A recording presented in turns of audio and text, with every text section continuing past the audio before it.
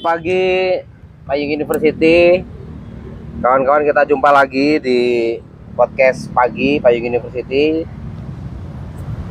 Kita ingin membahas sesuatu yang lagi lagi update di Lampung, yaitu bahwa Lampung ditempatkan provinsi nomor 2 dengan paling minim literasinya ya, paling rendah literasinya nomor 2. Kemarin Lampung dari Instagram merilis itu, dan saya kira kita akan membahas itu ya. Sebagai penggerak literasi, tentu kami berdua, terutama yang di sini, saya dan Bang Rampat, sedih gitu. Bahkan kemarin saya sampaikan tuh di grup Genpi Lampung, Bang. Karena di situ ada bupati juga, di dalamnya ada banyak anggota DPR RI, DPRD provinsi, kepala dinas gitu. Belum ada respon. Pasti nggak ada repot. Saya juga WA wali kota gitu. Kalau dia respon, dia harus kita analisis mendalam, harus kita diskusikan, kita analisis mendalam, kata Pak Wali. Di masyarakat sendiri kita optimis bahwa jika kita menghadirkan sebuah buku di tengah-tengah lingkungan hidup kita, buku itu akan dibaca orang, dibaca tamu kita, dibaca keluarga kita, dibaca orang-orang di sekitar kita. Apalagi Payungi ya. Payungi kami kalau hari Minggu kan tamu bisa 2000-an orang, dan mereka juga melihat buku-buku itu, ada yang masuk di dalam, milah-milah, ngelihat gitu. Dari situ kita melihat literasi sebagai sesuatu yang menarik gitu. Bahkan kalau masuk ke rumah Bang Rahmat, kita ada kampung buku. Nah, kampung buku ini lebih menarik karena dia ada mural-mural yang mendorong juga bagaimana buku menjadi ruang kreatif.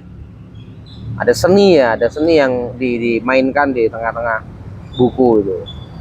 Dan ya kalau orang yang senang selfie ya mereka akan selfie aja, ya nggak masalah gitu. Tapi itu upaya community, upaya sebuah masyarakat kreatif gitu. Nah, Bang Rahmat, ini kita langsung to the point nih. Bagaimana kemudian eksekutif mendorong, apalagi ini kadisnya baru nih, Pak Komarudin, kadis perpustakaan. Sebenarnya juga ada tanggung jawab tuh kadis pendidikan. Bagaimana mendorong gerakan literasi itu, bagaimana gitu? Idealnya gerakan literasi. Yang kemarin kita kritik itu adalah di launching lah kota literasi. Banyak sekali papan bunga ya, papan bunga banyak banget tuh. Kalau dibeliin buku, gila itu. Papan bunga dari sini nguterin taman ini, kemudian di tengah-tengah Pocadi itu menerbangkan burung. Burung apa waktu itu ya? Burung dara. Habis itu potong pita gitu. Nah, gimana tuh Bang? Konkretnya sebenarnya gerakan literasi oleh eksekutif ini ngapain nih gitu? Kalau mau gerakan konkret sebenarnya ya hidupkan saja rumah-rumah pintar ya. Tapi secara serius ya.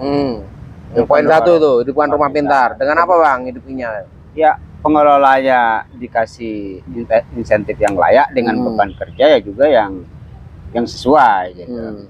Hari ini kan kadang seminggu itu buka 2 kali. Kadang seminggu ada yang hanya 5 kali.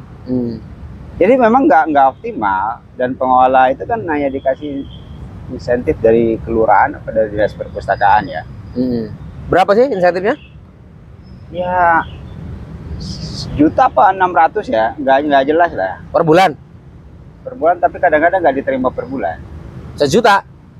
1.000.000 apa 600 lah, saya nggak tahu. Banyak dong. Lumayan. Tapi per orang? Satu orang kayaknya. Satu orang udah dibagi. Kenapa Mulia Jati itu hidup? Kalau Mulia Jati ini hidup ya, dia menang lomba, dia disupport, makanya udah canggih tuh alatnya, udah pakai 3 komputer. Kalau 1.000.000 banyak Bang, menurutku. Kayaknya 250 apa ya? Per orang. Oh, parah ya. Nanti kita cek ya. Soalnya kalau 1.000.000 lumayan loh Bang. Ekspektasi saya sih standar 1.000.000. Oh. Ya nanti kita cek ya. Ya intinya kan Abang tadi menghidupkan rumah pintar. Rumah pintar diaktifasi, Ya paling Ada kegiatan? tidak menurut saya pengelolanya itu 3-5 orang. Oke, ada tim 3 sampai 5 orang. Karena mereka akan secara bergantian kalau diminta full kan. Mereka biasanya dari mana? Perwakilan siapa itu? Kelurahan, dari pihak kelurahan atau Ya, orang masyarakat? biasanya perpustakaan buka penjaringan, tapi biasanya pengelolanya keluarga ya. Karena di Tejo Agung itu rumah pintar itu bertempat di rumah warga, otomatis anaknya gabung sama apa itu TK. Nah, rumah pintar bukannya di dekat ini, dekat kelurahan? Enggak selalu. Enggak selalu ya? Ada yang numpang, kemudian begitu ini punya problem pindah lagi. Gitu. Lah dulu rumah pintar bukannya dibangun di dekat kelurahan? Enggak, beda-beda. Beda-beda ya? Ada yang mewakafkan tanahnya? Mulia sekarang yang kelurahan ya. Sebelumnya kan depan puskesmas itu. Jadi rumah sekarang, pintar ya? Iya, jadi pindah-pindah. Ganjar Agung itu Ganjar Agung ya. Dulu sempat mau maju gitu, kemudian bermasalah, pindah lagi, ngeritis lagi dari awal. Jadi punya problem. Ada yang di tanah warga. Oh, baiknya rumah pintar itu di tempat abang itu. Atau dipayungi. Tak bikinin ruang lah. Kalau rumah pintar aku ada ruang. Artinya kan supporting pengelola itu menjadi penting. Ya kalau ngomong kreatif hub, harusnya kolaboratif tuh sama masyarakat. Ya. Kedua sih menurut saya dorong, kan mereka itu mendata rumah perpustakaan warga, geria baca komunitas kayak yang dikelola oleh kawan-kawan Muhammadiyah ya. Terus pokoknya semua komunitas buku literasi di Metro ini didata sama pemerintah. Nah saya tahu nggak untuk diapain, saya juga nggak ngerti apa itu. Nah menurut saya kalau mereka udah punya data, ya ambil peran dong, apa gitu. Bagi-bagi tugas ya. Iya, kayak umpamanya pasang wifi di rumah itu kayak simbolik aja 2 bulan mati gitu. Sampai sekarang nggak diurus gitu. Oh ya. Iya kan, pesannya, seremonialnya, formalitasnya tuh perannya tuh formalitas banget gitu. Padahal kan sebenarnya awalnya saya udah nolak kan. Karena saya juga ada wifi sih di rumah, nggak butuh-butuh aman. Nah, menurut saya peran-peran simbolik formalitas kayak gitu diudahin lah. Ya, ambil peran beneran gitu. Kalau toh memang mau kolaborasinya apa? Kita kan ngomong udah buat halte buku, buat apa gitu, biar kita bantu ngelola gitu. Nah, menurut saya nggak usah jauh-jauh.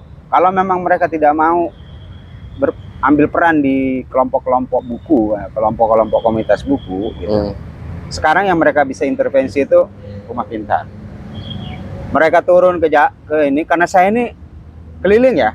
Udah 2 tahun ini saya juri di lomba-lomba rumah pintar. Saya tahu kondisi menyedihkan itu di Purwosari. Di Purwasri nggak ada. Purwosari itu menyedihkan banget. Purwasri ada, gabung sama kelurahan. Tapi sebenarnya peluang Purwosari itu hidup itu karena di dekat pasar kan. Nah Purwasri itu hanya 2 kali dalam sehari. Terus Ganjar Asri itu nebeng juga di TK. Pengelolaannya bagus tuh. Pengelolaannya bagus, kader-kadernya bagus gitu. Tapi support sistemnya kan nggak ada. Sebenarnya yang lebih penting menurut saya bukan fisiknya loh kalau saya. Kegiatannya. Iya kegiatannya. Maka saya sudah ngomong. Kalau abang datang menjuri, jadi juri itu pasti dia wow itu. Seperti ada ditata. Enggak, saya malah ngomong kan di situ ada beberapa indikator. Kalau yang formal koleksi bukunya berapa, jumlah raknya berapa, bersihnya terintegrasi sama WC apa enggak. Tapi kan ada juga pertanyaan, apa kegiatannya? Pernah keluar nggak ke masyarakat? Pokoknya tempat ramai mereka keluar gitu. Media sosialnya aktif nggak? Mengkampanyekan buku. Nah itu juga termasuk yang dinilai. Nah rata-rata kan media sosial tidak aktif. Mereka keluar mengunjungi pembaca juga enggak. Termasuk sebenarnya yang Mulyo Jati yang paling bagus di Metro ini ya, Mulyo Jati itu kan dia dekat lapangan tuh sebenarnya. Saya sarankan untuk keluar juga. Kalau ini keluar Mbak, saya bilang aktivitasnya ini lebih banyak, media sosialnya bagus, dengan support. Kan mereka sering juara, support dari provinsi, support pemerintah, udah baik kayak gini. Saya bilang ini layak jadi juara nasional. Layak diperlombakan tingkat nasional. Yang mewakili Lampung ini kan Waikana nama apa gitu? Baik kanan malahnya. Iya, bukan Metro. Ya sebenarnya Metro tuh bagus sih. Menurut saya lebih bagus Metro daripada kanan. Nah, yang paling praktis itu. Saya sebenarnya tidak mengejar indeksnya ya. Saya mengejar kenapa kok Lampung disebut gitu loh. Kalau mungkin Lampung disebut Metro termasuk yang bisa jadi agak mending lah. Mungkin yang pertama mending Bandar Lampung karena ada kampus-kampus. Enggak ya? Enggak. Yang mending itu sebenarnya Lampung Barat. Lampung Barat ya? Lampung Barat ada kota, iya Kabupaten Literasi. Ya, saya pikir kan nggak perlu lah kita cari-cari alasan, pakai nganalisis segala, gitu ya. Karena ada indikator-indikator penyebutan kota literasi itu juga yang sangat formal. Harus ada regulasi, peraturan apakah itu perwali, perbub, perda atau apa. Itu untuk menjadikan dia jadi kota literasi kan harus dukungan peraturan awal kan. Kedua, dia dukungan anggaran. Ketiga, gerakan di masyarakat. Nah, gerakan literasi daerah ini kan aneh juga. Dia nggak di bawah perpustakaan, dia di bawah dinas pendidikan. Jadi gerakan literasi nasional itu di bawah Kemendiknas. Peraturannya juga kan Permendiknas ya. Baru gerakan literasi daerah, gerakan literasi sekolah, gerakan literasi masyarakat. Kalau mereka ini nggak bisa kolaborasi, nggak bisa bareng, nggak solid nggak. Nah, pikir saya kan kayak kenapa Lampung Barat bisa jadi kota literasi gitu. Pertama, pengakuannya, klaimnya itu setiap pekon ada. Apakah benar apa enggak kita belum ngecek. Iya, tapi kan belum termasuk aktivitasnya. Apakah aktivitas benar-benar membaca, berdiskusi? Maksud saya gini, kalau kita mau ngomong kampung literasi, ada nggak aktivitas literasi dalam arti belajar apa di situ? Ada buku apa yang dibaca di situ, diskusi, aktivitinya kalau saya sih. Payung itu kalau mau dinilai gede. Iya. Berapa kali acara ya Kementerian Lingkungan Hidup menilai gede. Literasi di situ dilihat gitu. Karena aktivitasnya ada gitu. Nah, apakah kampung lain bisa begitu? Atau gini, Bang. Apa ada kaitannya ya bahwa menggerakkan literasi itu juga butuh ekosistem ekonomi? Harus dikawinkan, harus diintegrasikan dengan kegiatan ekonomi misal. Pasar-pasar kreatif itu mestinya ya ada ruang bacanya semua gitu. Ya kita sebenarnya itu juga, makanya saya bilang gerakan-gerakan komunitas yang bisa itu ya bukan cuma buku ya, pasar kreatif, ada pojok baca gitu. Tapi yang memang betul-betul nyaman juga, terbuka, di situ bisa minum gitu. Di payung itu kan sebenarnya ya mungkin memang belum ada ya, kayak yang arah ke ujung itu kan kasihan juga buku-buku itu nggak kerawat kan. Betul, karena nggak ada aktiviti orang yang menjaganya. Iya. Dan yang menjaga kan kita udah disajikan. Kalau yang di rumahku bisa tak jaga ya, iya. Yang di gerobak pustaka kan, yang gerobak. Nah, sebenarnya lebih peluang itu Baharjo. sekarang yang rumah di Baharjo. Baharjo itu malah. Itu yang menurut saya spot paling favorit di Bali. Kalau saya ya. Kita kalau taruh buku. Iya. Tapi bisa hilang. Saya hilang. Baharjo harus dididik juga tuh. Diajak ngobrol Baharjo. Oh ini Bang, kita kan dulu pernah keliling Bang, ke Gramedia, ke toko buku itu. Nah, Gramedia kan tutup Bang di Metro. Kemarin saya nulis status tentang literasi, dia baca itu. Yang orang itu kan tak minta nomornya. Yang dulu apa pimpinan Gramedia kota itu, Bu siapa itu waktu itu kan, orang Bali ya. Iya. Nah itu sebenarnya problemnya di mana tuh? Ya kan kita kan mau ajak dia untuk gabung ke Payungi Gramedia, kita sediain ruang, nggak usah sewa. Ada toko buku 3 atau 4 di Payungi kan bisa menghadirkan sebuah ekosistem ekonomi. Nggak nyewa loh, naruh berapa buku loh, Pak Sidik, Grafika. Nggak percaya paling ya? Enggak, saya tuh sebenarnya sama ini ya, sama Gramedia lah ya. Gramedia ini kan sebenarnya mau dijualan aja. Gramedia tuh belum tentu juga orang-orang yang jaga Gramedia tuh paham. Itu pertama ya. Kedua, Gramedia tuh gak ramah harganya buat kita. Ya ketiga juga memang problem orang Metro juga mungkin kurang seneng buku kan. Ya tapi brandnya itu loh keren loh, Gramedia masuk Metro, baru bubar balik. Mestinya mereka survei riset dulu. Jadi kan di selain 3 kendala tadi, kendala utama hari ini dengan fasilitas apa e-commerce itu, toko-toko online yang menyediakan gratis ongkir, harga murah, itu juga jadi problem terhadap toko-toko itu. Kayak saya kan jarang sekali lebih murah beli di online. Saya beli di online. Atau apa memang kita harus berupaya ya membangkitkan toko buku online sendiri ya, kayak Alas bukunya si. Sepertinya iya. Kalau toh ada offline-nya, itu karena senang kepuasan aja kan. Sebagai apa, penampakan. Saya kan kalau orang toko buku pasti fisiknya senang juga. Kan banyak tuh yang menurut orang abnormal ya, di luar kebiasaan orang-orang biasa yang beli buku, nyom-nyom buku apa-apa gitu kan.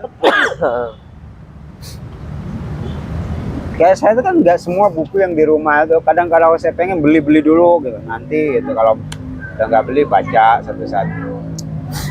Atau kita buka toko buku online aja yuk. Rumah buku itu kita bikinin toko buku online di Payung yuk. Boleh. Ya kan? Boleh. Kita bangun tim jualan buku aja. Jualan buku aja. Rumah buku itu jadi jualan buku. Sebenarnya bisa aja, kan ada pasti di. Kita mintain bukunya, kita taruh. Foto buku-buku yang ada di situ, jualin online. Iya, iya. Coba bisa, tapi ya itu yang jadi admin itu harus ada. Oke, terakhir Bang. Mestinya pemerintah kalau mau mengintegrasikan hal yang konkret, selain tadi satu hidupkan rumah pintar, yang kedua harus dibayar orang-orang itu sesuai standar, yang ketiga ada aktivitas Ambil peran ke komunitasnya, masuk pasar-pasar tadi. Kemudian yang paling konkret waktu dekatnya apa nih kira-kira? Kalau ini memang jadi keresahan Lampung loh, ini bahasanya Lampung loh, provinsi loh, 15 kabupaten kota loh. Ya pertama, pemerintah itu harus mengubah mindset dan meletakkan buku sebagai pilar utama membangun kota, membangun daerah masing-masing. Pengetahuan itu harus jadi basis. Pengetahuan jadi basis. Dan itu tidak bisa dipisahkan dari buku. Walaupun membaca itu aktivitas dasar, dia menjadi juga kunci. Aktivitas. Nah, kalau semua orang punya persepsi yang sama, dia akan segera bergerak mendorong itu. Ya anggaran-anggaran kalau di kabupaten lain alokasi dana desa itu memang dialokasikan untuk fasilitas perpustakaan desa. Kalau kita ada inisiatif mengalokasikan perawatan itu terhadap dinas perpustakaan, terhadap rumah-rumah pintar. Itu yang menurut saya paling konkret yang harus dikerjakan dan semua harus support. Harus support ya, pemerintahnya harus support. Lampung harus bergerak menciptakan itu. Kalau soal warga, saya juga nggak yakin sih kalau umpamanya Metro kalah dari Lampung Barat soal literasi ya. Karena kayak kita bisa bertaruh juga, banyak juga yang tumbuh gitu di sini. Bahkan bukan hanya formalitas ya. Kita tidak boleh ngelihat rumah pintarnya. Ada beberapa kawan-kawan yang bergerak di pustaka-pustaka pribadi yang dibuka untuk umum. Ya, menurut saya itu sih pemerintah harus mengubah cara berpikir bahwa buku itu penting. Kalau dan brandingnya mereka jangan hanya mengerjakan sesuatu yang di dinas perpustakaan aja. Artinya dia mau ngupload juga yang dikerjakan warga. Jadi kita kelihatan besar. Selama ini apa yang diupload oleh Dispusarda ya karena timnya hanya itu aja. Kasihan loh timnya Dispusarda itu. Karena saya tahu orangnya. Saya kenal. Mestinya kan saya kenal orangnya itu Dispusarda. Sering jalan di sini juga kok anaknya. Dispusarda gini, khusus Dispusarda ya. Hari ini Dispusarda itu menurut saya sibuk dengan dirinya sendiri. Mestinya Dispusarda ini juga kalau dia berpikir soal bagaimana mengkampanyekan literasi di tingkat kota gitu, dia potret lah. Dia datang tuh ke gerai baca komunitas, bagaimana aktivitas gerai baca komunitas, dia datang ke Payungi, ada buku diposting, semua kayak gitu, di up semua bahwa sedang bergairah di kota ini. Gitu. Jadi ngomong, oh bukan perpustakaan aja sibuk gitu kan. Oh, warga ini juga bergerak. Mumpung kadisnya baru ini. Tahu nggak tahu idenya baru atau enggak? Yang buntu terus gitu kan.